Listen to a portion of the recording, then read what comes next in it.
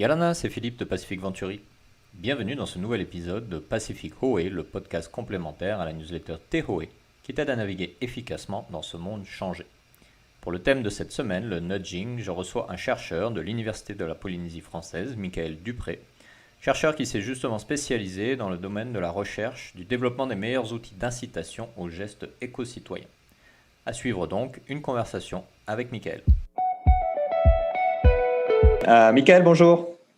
Bonjour. Alors, est-ce que tu peux rapidement nous présenter ton activité et ta spécialité, pour commencer? D'accord. Alors, je suis docteur en psychologie sociale. Je suis maître de conférences en sciences de gestion à l'Université de Polynésie française depuis la rentrée dernière. Et donc, je travaille notamment sur tout ce qui est biais cognitifs, biais décisionnels, biais comportementaux et nudge, puisqu'il s'agit derrière de techniques d'influence de communication. D'accord. Alors, le nudging est très utilisé dans le marketing, mais de plus en plus au niveau des institutions publiques. Est-ce que tu peux nous en dire plus sur le pourquoi et le comment de cette méthode, que ce soit au marketing, mais surtout au niveau institutionnel? Alors, le pourquoi de cette méthode, ça vient déjà d'un chercheur, d'un psychologue, Daniel Kahneman, qui a été récompensé d'un prix Nobel d'économie et qui a publié un ouvrage, Système 1, Système 2, qui distingue deux systèmes de prise de décision. En fait, on prend des décisions en permanence et à longueur de journée et jour après jour. Et on n'a pas le temps pour chaque décision et on n'a pas le cerveau équipé pour faire des thèses, antithèses, enfin évaluer le coût-gain de chacune des alternatives, puis opter pour la meilleure des alternatives. Donc, on n'a pas le temps de prendre des décisions que rationnelles, sur un modèle de rationalité. On a le système 1, qui est beaucoup plus rapide, beaucoup plus automatique, qui repose sur l'intuition, sur l'émotion, sur l'inconscient, sur réflexe, habitude.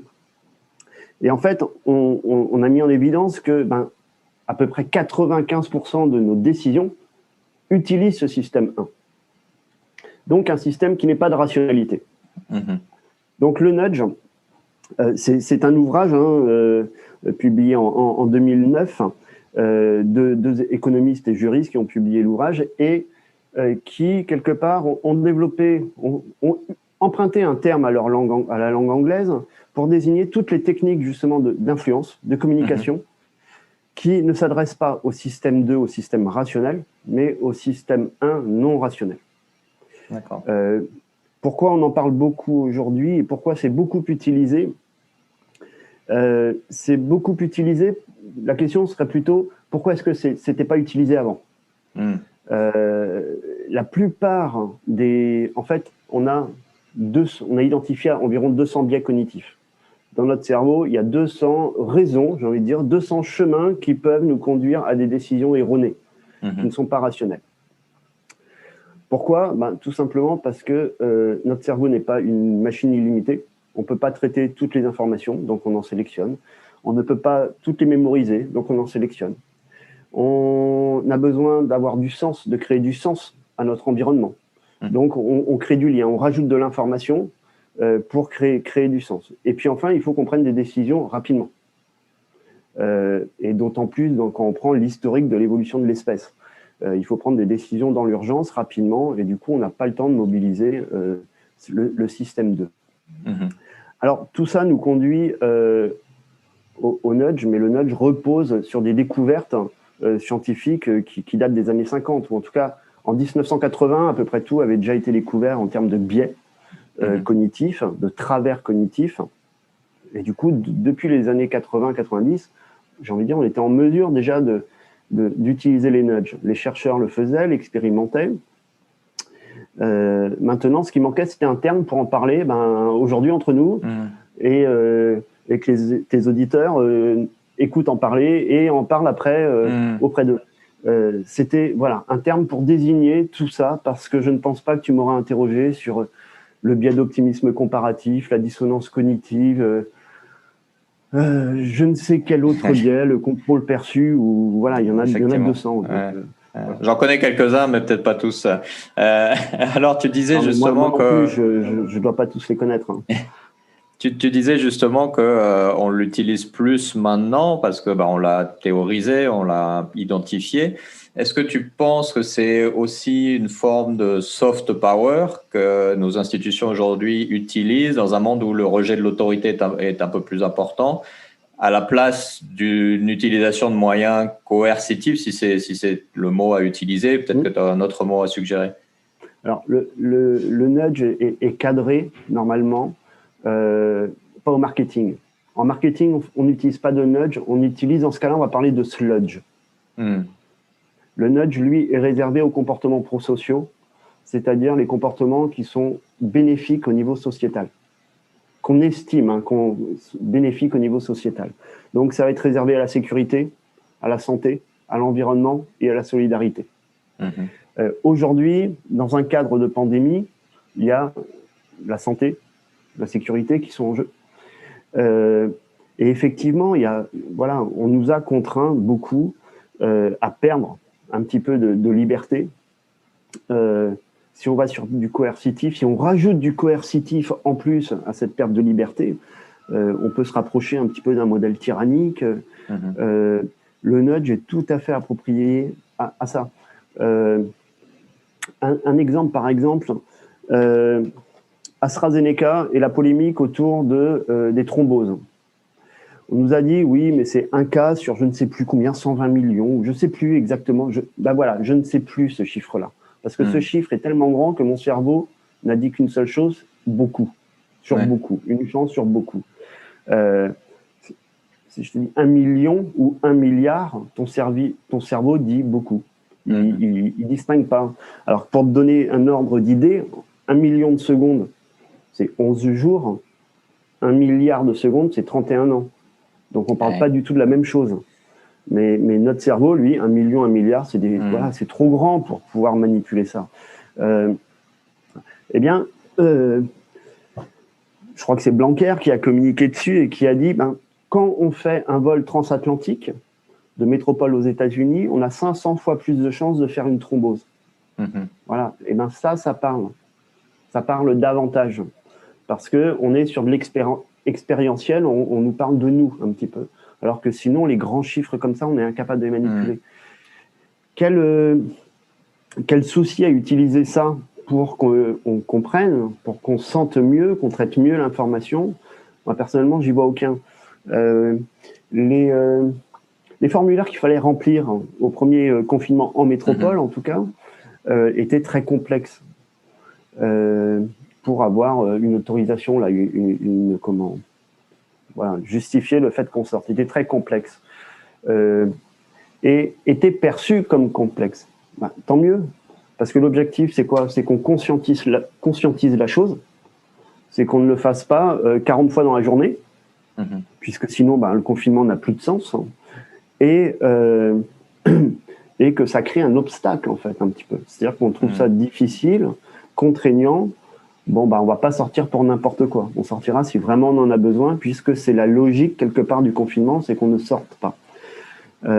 Et pour autant, tout le monde est plutôt d'accord avec le confinement. En tout cas, tout le monde est pour que le virus ne circule pas plus. Tout le monde, a priori, est pour se protéger sa propre santé. Voilà, donc ça va avec ce que pensent les gens. Et du coup, on a tendance à ne pas nous comporter en fonction de ce qu'on pense, quoi. C'est ça le truc. Et du coup, est-ce que finalement le nudging n'est pas quelque chose qui nous rappelle à notre nature d'être sociaux et de dire, regardez, puisque vos voisins font ça, pourquoi ne pas faire pareil, puisque ça semble être bénéfique pour tout le monde? Est-ce que c'est un peu ça la mécanique derrière, du coup? Alors là, je pense que tu fais notamment référence au comment. Alors, je sais plus comment. Il y a un nom maintenant pour le désigner, là, le selfie quand on se fait vacciner. Le vaxi, ouais. Ouais, le vaxi. Alors, oui, animaux sociaux, mais simplement cerveau reptilien un petit peu. Le nudge le plus connu, c'est une mouche qu'on a gravée au fond d'un urinoir dans l'aéroport d'Amsterdam, parce que les hommes avaient tendance à en mettre un petit peu partout quand ils urinaient. Résultat, l'homme voit une mouche au fond de l'urinoir, il urine dessus, et il vise mieux par la même occasion. Donc, on a considérablement réduit les frais de ménage et le travail du personnel était bien moins contraignant. c'est pas, j'ai envie de dire, là, c'est pas de l'animal social, c'est l'animal, quoi, tout simplement. Ouais. C'est-à-dire du cerveau reptilien automatique, ce qui nous a permis de conserver notre espèce, en fait, hein, prendre des décisions très rapidement, très intuitivement, naturellement. Et oui, effectivement, on s'appuie également sur les leviers sociaux. Hein. C'est extrêmement puissant, les leviers sociaux. Notre identité, on se définit davantage par nos groupes d'appartenance que par nos caractéristiques propres. Hein. Donc, c'est un levier extrêmement important. D'accord. Alors, malgré tout, le nudging vient avec un certain sentiment parfois d'avoir l'impression d'être manipulé, d'être un peu trompé, parce qu'on fait, voilà, on utilise c'est-à-dire des travers ou des éléments un peu profonds de notre nature. Est-ce que du coup, il y a du bon et du mauvais nudging? Et si oui, comment on fait pour l'identifier? Quelles recommandations tu donnerais à nos auditeurs par rapport à ça, pour peut-être juste avoir une meilleure perception du nudging et pas se faire autant de soucis, ou pour être peut-être plus conscient de ses propres biais, etc.? Alors, c'est impossible de nous rendre compte à quel point on est influencé. C'est strictement impossible. Il y a du bon et du mauvais nudging, effectivement. Alors, il y a le marketing, c'est pas du nudging, c'est de la manipulation. C'est-à-dire, voilà, je veux vendre un produit, tel produit et pas tel autre. Comment orienter le consommateur vers ça? C'est de la manipulation, puisque l'intérêt est vraiment privé. Hein. Le mauvais nudging, je peux vous en donner un, parce que BVA en a produit un pour le gouvernement. Récemment, un site a été mis en ligne pour prendre rendez-vous pour se faire vacciner.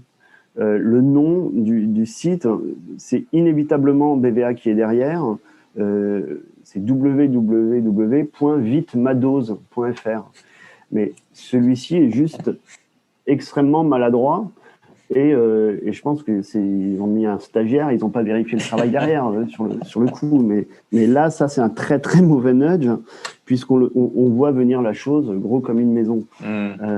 Et avec ça, on fait justement réagir un biais, ce qu'on appelle le biais de réactance, qui est quand on a le sentiment d'être manipulé, ou qu'on veut être influencé, ou que quelqu'un veut nous influencer, on a tendance à reculer et à s'éloigner justement de la position qu'on veut nous imposer. Donc c'est un très mauvais nudge. Après, je peux te raconter une petite expérience que j'avais faite quand j'étais encore étudiant. Je m'étais amusé à faire tomber un billet de 5 € dans la rue pour voir ce que les gens allaient faire. Est-ce qu'ils le laissent par terre? Est-ce qu'ils le ramassent et me le rendent, me rattrapent et me le rendent? Ou est-ce qu'ils le ramassent et le mettent dans leur poche? Et en fait, je voulais voir s'il y avait une influence sociale. Donc, si c'était un homme ou une femme seul, à peu près 60% des gens me rendaient le billet, le ramassaient et venaient me le rendre. 40% le ramassaient et le mettaient dans sa poche. Personne ne le laisse par terre, hein, ça laisse indifférent personne. Et où c'est extrêmement intéressant, c'est si c'est un groupe d'hommes, je n'ai jamais revu le billet. C'est-à-dire que dans 100% des cas, il y avait un des hommes du groupe qui ramassait le billet et qui le mettait dans sa poche. Et si c'est un couple, et là encore 100% des cas, ils me l'ont rendu, et c'est toujours l'homme qui est venu me le rendre. Donc, en gros, si l'homme est avec sa compagne, il me rend le billet. Si l'homme est avec ses copains, ses potes, il garde le billet. C'est ça le résultat de l'expérience. Et quand je demande, systématiquement, quand on me rendait le billet, je demandais merci, mais c'est sympa parce que tu aurais pu le garder. Et la personne, non, je ne suis pas comme ça. Et en fait, elle dit, ce sont ses valeurs personnelles. D'accord ? C'est ça qui motive sa générosité, son altruisme. Alors qu'en fait, c'est juste la personne avec qui elle est. Et du coup, le contexte social qui décide, qui l'influence, qui influence son comportement. S'il est avec ses congénères, parce que moi j'appelle ça comme ça, en l'occurrence, il va le ramasser parce que ça va être de l'opportunisme, de la réactivité. Voilà un petit peu l'image du mâle alpha quelque part. Par contre, si je suis avec ma compagne, là c'est quelqu'un de fiable, d'honnête, d'altruiste et de sincère que je veux renvoyer comme image. Donc je vais rendre le billet. Personne, quand j'ai posé la question, merci, mais pourquoi tu ne l'as pas gardé? Personne ne m'a répondu. Eh bien, parce que je suis avec ma compagne et qu'auprès d'elle, je souhaite lui montrer une bonne image de moi qui repose sur la fiabilité. Par contre, crois-moi bien que si j'avais été avec mes copains, ton billet, tu ne l'aurais pas revu. En fait, on n'est pas clairvoyant sur ce qui nous influence. On est influencé en permanence, et heureusement. Sinon, c'est ce qu'on appelle la folie, hein, tout simplement. C'est l'absence d'influence, la panique. Mais on ne s'en rend pas compte, et heureusement. Alors, un moyen d'être un peu plus clairvoyant, je le suis peut-être aujourd'hui plus qu'il y a 20 ans ou 10 ans, c'est de bien connaître justement tous ces biais. Pour autant, même si je les vois, ils m'influencent quand même, hein, mais différemment. Et puis, je les vois pas tous. Bien sûr. Voilà, donc, non, en fait, quelque part, même si on est influencé, l'idée, c'est de se comporter en fonction de ce qu'on pense et d'essayer d'être consistant, même si on a une énorme capacité à être ce que moi j'appelle de mauvaise foi en toute bonne foi. C'est-à-dire se mentir, mais en croyant à son mensonge, en adhérant à son mensonge totalement. Effectivement. Et dans la mesure où on est effectivement plus dans un mode de survie permanente parce qu'on vit en société, on vit dans des structures organisées, peut-être prendre plus le temps de la réflexion avant de décider. Ouais, pour autant, on nous presse énormément à prendre des décisions rapidement. Mais effectivement, ouais, j'ai envie de dire, quand on est au supermarché, on a davantage le temps de réfléchir que quand on chassait la proie, quoi. Donc peut-être est-ce qu'on peut prendre davantage de temps pour réfléchir à ce que je veux et ce qui est bon pour moi. Il y a aussi, il y a énormément de biais, le biais par exemple de distance. On l'a bien vu avec la Covid. Quand c'était en Chine, c'était un problème chinois. Quand c'était en Italie, oui, alors ce qu'on nous disait en métropole, c'était que oui, mais en Italie, la moyenne d'âge est plus importante qu'en métropole. Et le système de santé italien n'est quand même pas au niveau du système de santé français. En fait, quand c'est loin, c'est pas important. Et par exemple, au niveau de l'alimentation, de la malbouffe, on voit le gain qui est tout de suite, le bénéfice tout de suite du plaisir procuré par le sucre ou les acides gras saturés qui envoient directement au cerveau du plaisir, de la dopamine. Ou alors le long terme, la distance, qui est le diabète, la bonne santé, voilà. Et naturellement, on est conduit vers le court terme. Le long terme, il y a cette distance. Donc là, par exemple, il faut être conscient de ça et se faire un petit peu violence, quoi. Se dire, oui, mais c'est un investissement, il faut voir le long terme. Je contrarie ma nature humaine et je ne pense pas du court terme. Parce que le court terme marchait très très bien tant qu'il n'y avait pas autant de sucre et d'acides gras saturés qui étaient aussi accessibles. Maintenant, il faut... Voilà, le problème, c'est qu'on a évolué beaucoup plus vite que notre cerveau, quoi. L'évolution de l'espèce est quand même très très très lente. Et l'évolution de l'environnement dans lequel on est, quoi, lui a évolué extrêmement vite, brutalement. Ok, ça marche. Michael, merci beaucoup pour tes lumières sur ce thème fascinant. De rien, avec plaisir. À bientôt. Merci. Nana. Dans un monde qui change vite et qui appelle de notre part des changements importants, il semble de plus en plus nécessaire d'encourager efficacement les évolutions individuelles. Faisons vite, ça chauffe, nous dit le slogan. Dans ce cadre, le nudging ne devient-il pas un outil pertinent pour encourager ces évolutions ? La question de la transparence, voire même de l'efficacité, comme nous en parlons dans la newsletter du jour, reste toutefois posée, mais d'une façon plus neutre que la recherche simple d'une manipulation. Pour poursuivre tes réflexions, Pacific Hoé t'offre aujourd'hui un épisode bonus que je t'invite à découvrir dès maintenant sur notre site web pacificventuri.com/podcast-fr. Et si le thème t'interpelle, n'hésite pas à partager cet épisode ou la newsletter Hoé du jour avec ton entourage pour susciter débats et conversations. À la semaine prochaine pour un nouvel épisode, un nouveau thème. Nana!